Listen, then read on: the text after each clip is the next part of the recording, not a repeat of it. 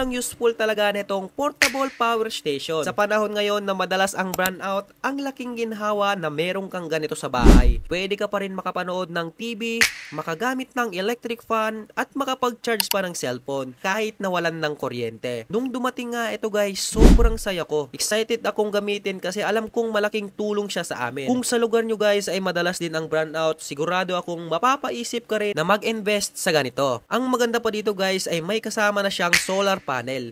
Kaya kahit walang kuryente, pwede mo pa rin siyang ma-charge gamit ang araw. At kung may kuryente naman guys, ay pwede mo rin siyang i-charge sa saksakan. Kaya hindi na kami kabado kapag nagkaka-brownout kasi tuloy pa rin ang ligaya. May electric fan pa rin kami, nakakapanood pa rin ng TV, at tuloy-tuloy pa rin ang charging ng mga gadgets. 300 watts na ito guys at may output na 220 volts. Kaya na nitong mag-supply ng power sa iba't ibang appliances. Pagdating naman sa battery capacity na ito guys, ay meron lang naman tong 96,000 mAh. Kaya pang matagalan nyo na nga itong magagamit. May built-in LED light na rin ito guys, kaya kahit gabi at walang kuryente, may ilaw pa rin kayo. May dalawang USB ports din ito, kaya sabay kayong makakapag-charge ng phone o gadgets. Pwede ka pa nga magsaksak ng extension para makagamit ng mas maraming device ng sabay-sabay. Meron na nga itong power button at digital display para makita mo kung ilan pa ang battery level nito. Pati na nga rin guys yung AC at frequency status nito. At ang pinakagusto ko dito guys ay portable at very lightweight lang siya. Kaya perfect na perfect nga rin to guys sa mga outing natin. Kaya kung matagal mo nang iniisip mag-invest sa power station na ito,